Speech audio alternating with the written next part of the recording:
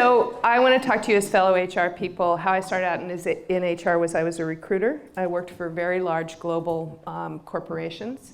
And I worked my way through my HR career to be a startup kind of gal. And as I started doing startup kind of gal stuff, I started doing HR very differently. So if you've read some of the stuff that I helped work on with the Netflix culture deck or the article that I wrote for the Harvard Business Review, you'll know that I'm a little bit radical.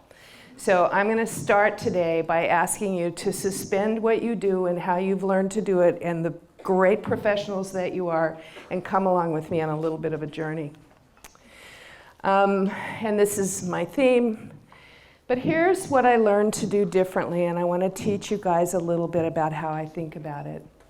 You know, I think sometimes in HR, we sort of wear, if I had a helmet on, it would have a rear view mirror if I was a professional HR person. I would say, what are our best practices? How do I look back at how we've always done this before and make it a little bit better?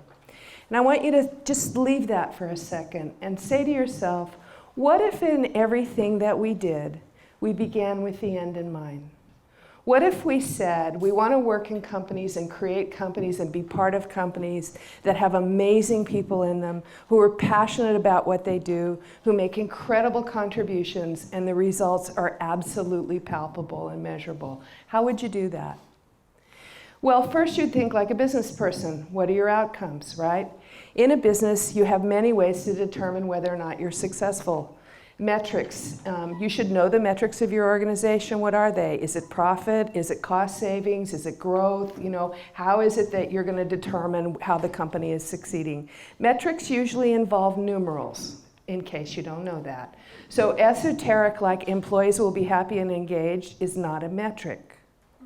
That's an objective, okay? I'm going to do some market. You need to know what your market is, who your competitors are, what the landscape is. You need to be able to think like an investor so that you would understand when there are market forces that are changing your business or other things outside of the organization that are changing the landscape that which you operate, that you understand that. You need to understand what your contribution is, either to your industry or to society.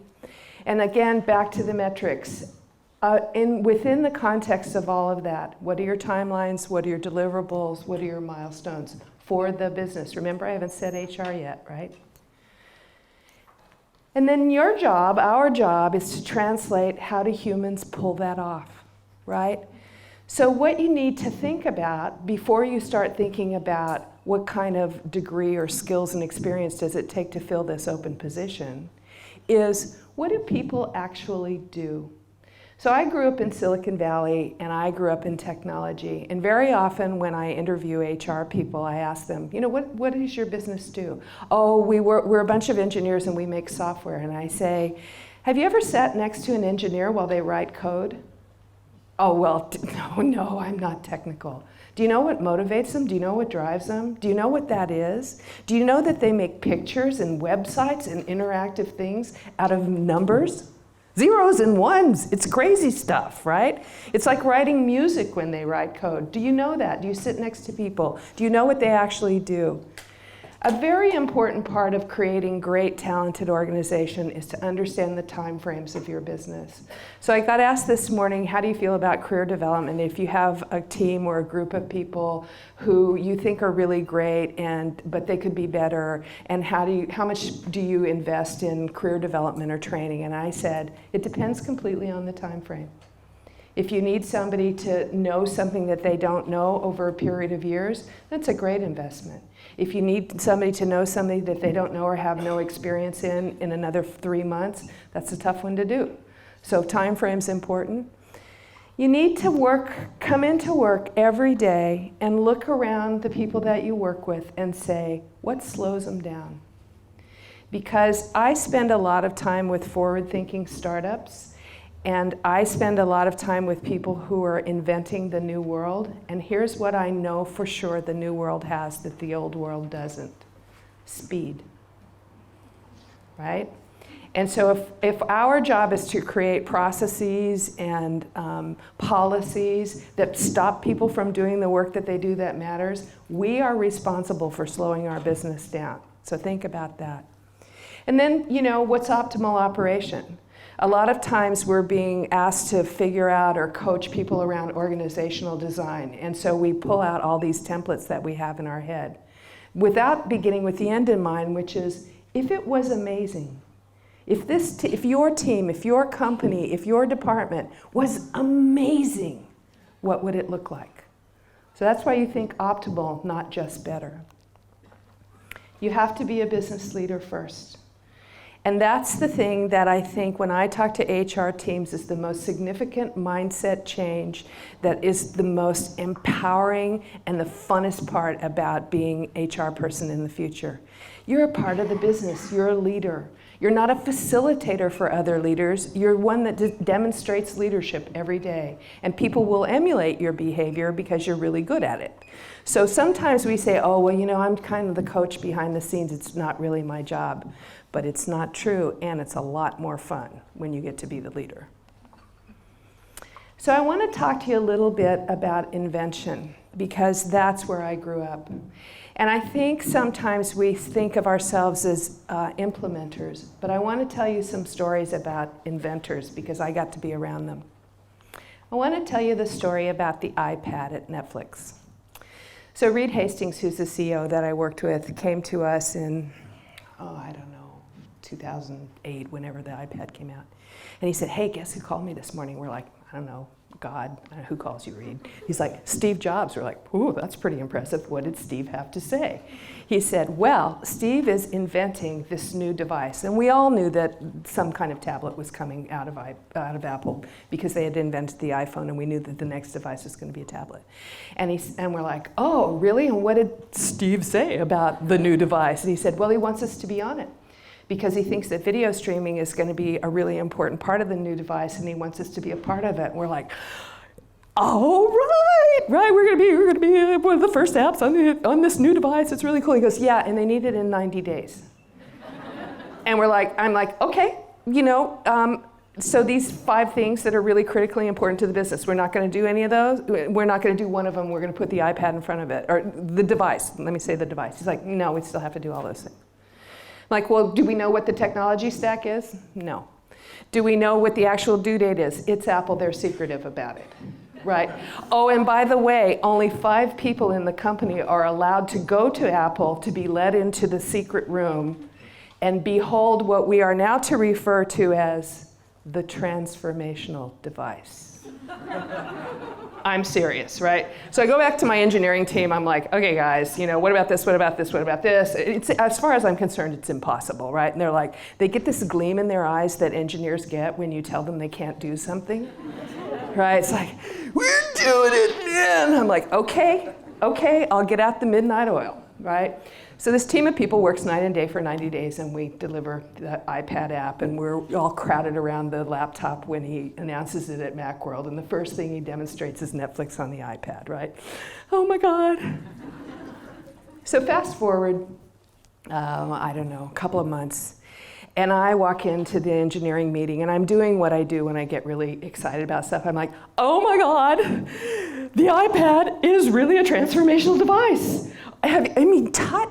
Touch is the most amazing technology. It's so primal. Like last night I was at a restaurant and a 2-year-old was like streaming SpongeBob from their high chair. Get out, right? And my mom is binge watching Meerkat Manor because she's sick. My mom couldn't figure out how to use the auto teller, but she can use the iPad, right? And so I said, I can't imagine what it's going to be like on the day I walk into my media room and I swipe my wall. And immediately they start doing this. Oh man, we're not going to make you get up. No, you're going to walk in and you're going to sit on your couch. Somebody else goes, you're going to have your smartphone. Oh yeah, and your smartphone's going to have like an app on it that's like a moodometer. And you're going to put your thumb on it. It's going to go, oh Patty, you're sad. Do you need a comedy? And then automatically a romantic comedy's going to start streaming with all my favorite actors. And I'm like, oh. And I realized I was in the room with people who could do that. Right? They could do that. It made me have chills. And I was already pretty far along in the radical stuff that I was doing in HR by then, right? I'd gotten rid of time off, I'd gotten rid of expense policies, I had changed the performance review process. But just being around them inspired me to think, they never said, let's take regular television and see if we can make it just a smidge better. Right?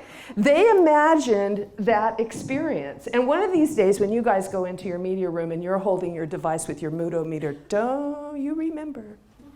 I told you. And I probably know the person that invented it. So we can do this too. Inventors imagine what will be, and then they go there.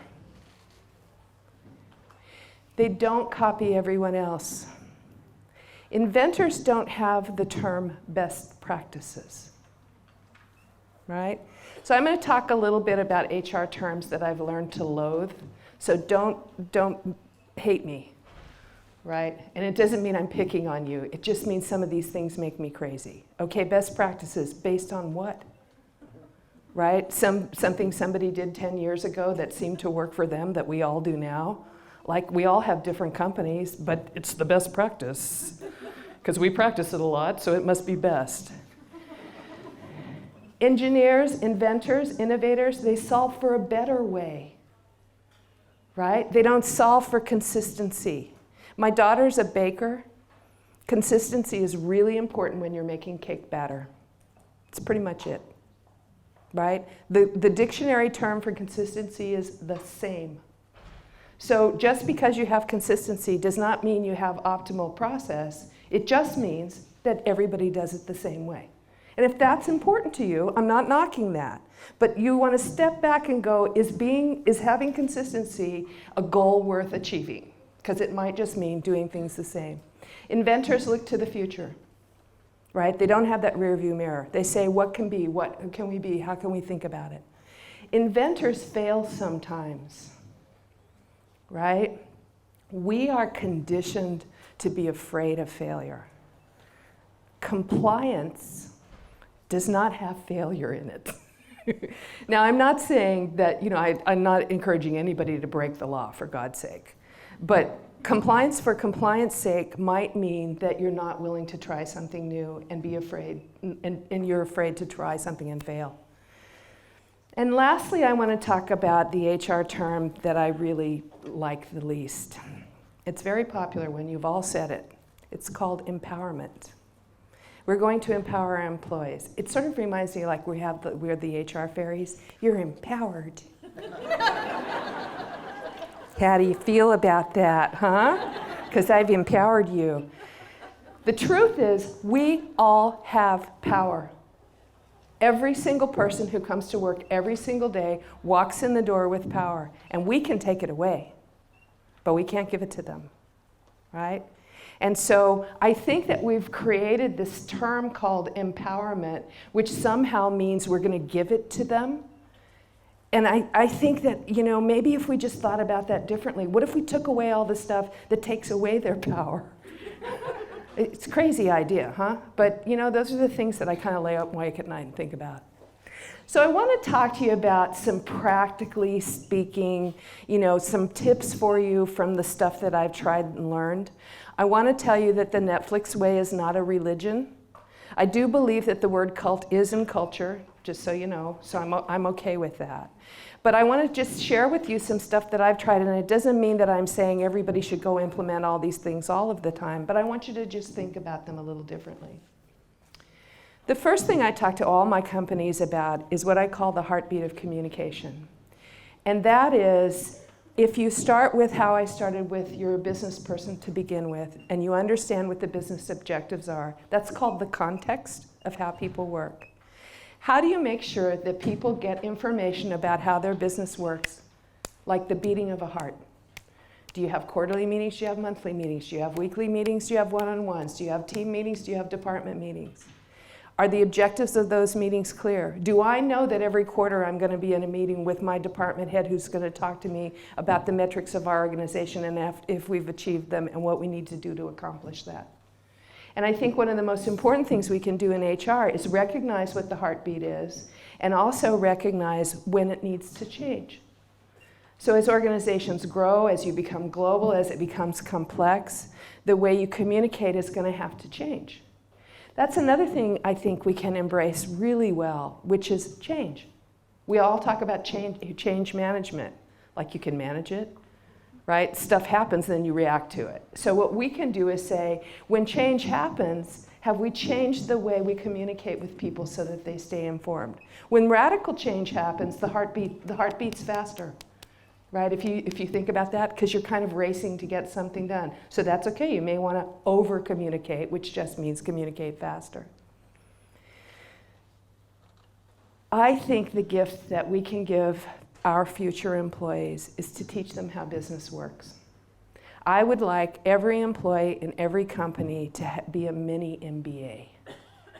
I want people to know the difference between profit and revenue. I interviewed somebody one time in the last dot-com boom. She's like, okay, I got it. Okay, wait, it's a good question. So you can have revenue without profit, but not profit without revenue. Like, yes! This was a very senior level person, right? So if we teach our employees how to read a P&L, then you know where you fit in the organization, right? Are you there to save money? Are you there to grow customers? What's your purpose in there and how do you measure it? That's all within the teaching of the business. Staffing and recruitment, I think, are the muscle of organizations. This is what I call talent management. And here's how I think about it. This is the lesson that I teach everybody. It's in the article I wrote, but I'll talk to you about it. The begin with the end in mind. Imagine that your team is amazing in 6 months. You can see out there and you've got this team and it's just, oh my God, everybody's like, holy moly, those guys are accomplishing amazing amounts of stuff. Okay? What does that look like? What are the metrics? And what are people doing? Make a movie of it. Have 2 microphones, whatever. And I'm following people around the company. What are they doing? How are they communicating? How are they operating? Then you drop down and you go, wow, what would people need to know how to do in order to accomplish that, right? In order to make that happen, in order to accomplish that. Then you drop down and say, what kind of skills and experience would it take for someone to know how to do that in order to accomplish that so that we can achieve that? And then and only then, who do you got? And you hire for the deltas. Right? And you hire for what you're going to achieve, not more. So sometimes I think we look at recruitment as filling tickets, right? We've got an engineering problem and we're going to have to solve it because we need to do more engineering. So let's go get some more engineers. Let's go get some more of the kind we have. Then we'll have more engineers and we'll do more engineering stuff, right?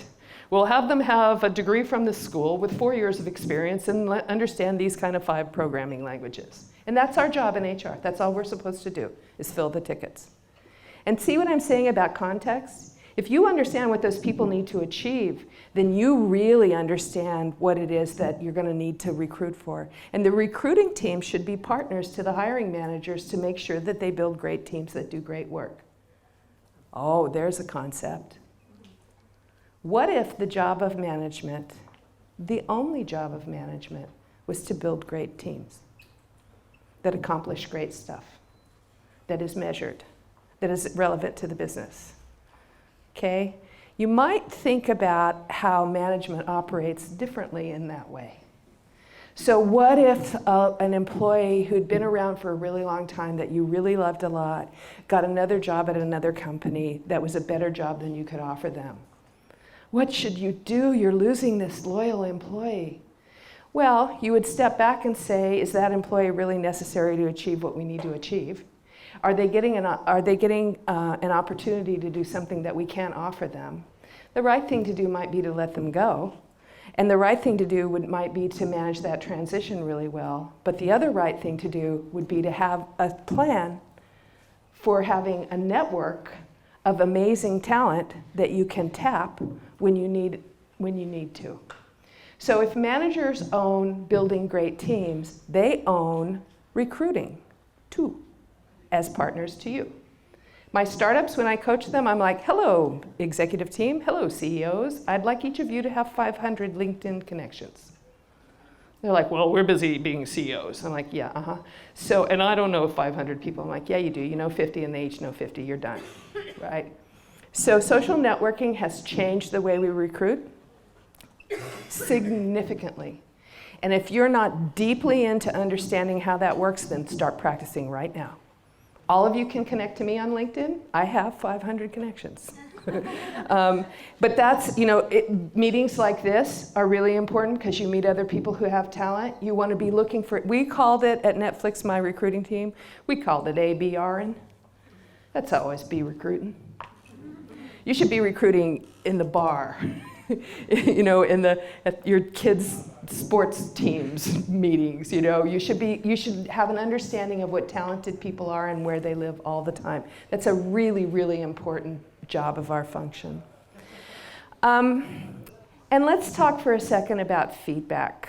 I want to talk to you about another thing that I'm not a big fan of, the annual performance review. Okay. I had a call from a bank, a very large bank in the US. And they kept bugging me. We want you to come work with us. We want you to come work with us. I'm like, I don't want to work with you. You're a bank. It's boring. So I finally get the guy on the phone, and I said, what is it that you want to do? He's like, well, I'd like to institute a global human capital management initiative. I'm like, what? He's like, well, I want to change the way we do performance reviews to make them more efficient. Now, this is a large company, 150,000 people globally. I said, oh, what business objective are you trying to achieve with your annual performance review? He's like, excuse me? Like, what business objective does it achieve? And he's like, it'll reduce turnover and increase employee effectiveness. I'm like, that's not a business objective.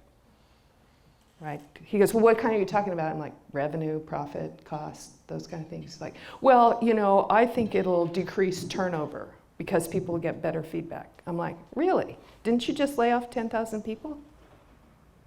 So about that, retention thing, how's that working for you? And I said, how long do you think it takes your company to go through your global corporate annual feedback initiative? A month? You want to make your company more efficient? Have you ever considered throwing it away? He's like, I'm hanging up now. You're crazy. There's no evidence that the annual performance feedback increases people's performance. Everybody hates it. You hate administering it. Managers hate doing it.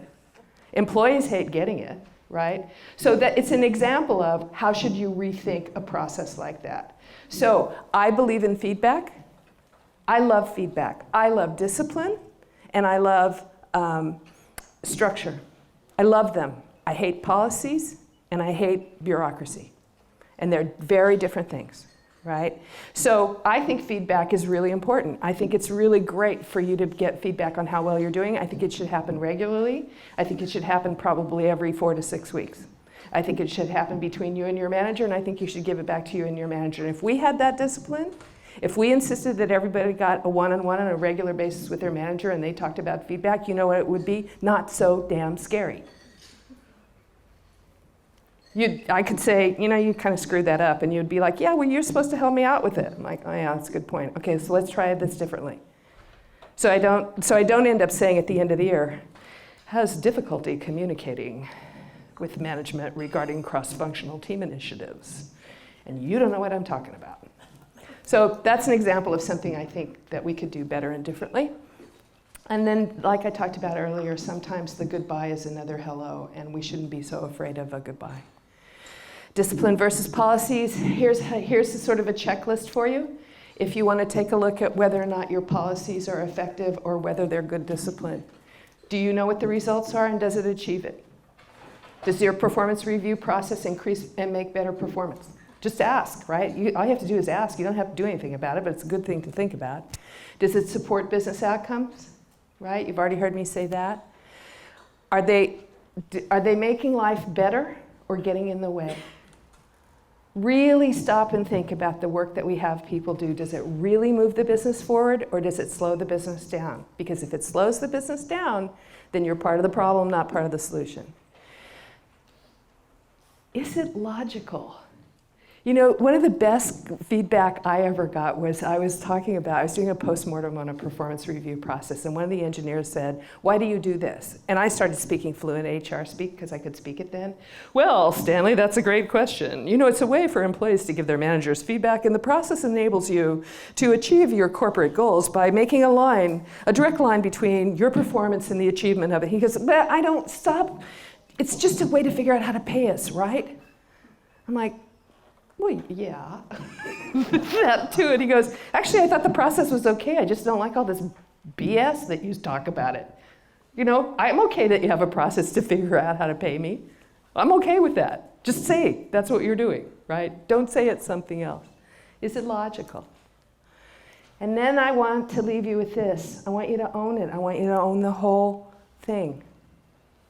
I want you to be business partners. I want you to think about the whole thing collectively. You don't own a little piece of it. You can own the whole thing in your company if you want. You can test it. Everything doesn't have to be a global corporate initiative. You can have some little team that wants to do something differently and let them do it. And talk about it and try it. And you know what else? When you do that, you can also think about throwing something away. Right? The bravest thing that we might do is just stop doing stuff that doesn't matter. Because you can always go back. You've got best practices. You know, if you want to know the way that you used to, you already know the way you used to do it, you can go back, right? You can reverse engineer it. Or you could start new, right? One of the ways you could do it is just start new. So I'll leave you with my final thought. I am pretty well known as a radical HR person, but it might just be that I'm reasonable. So that's my talk.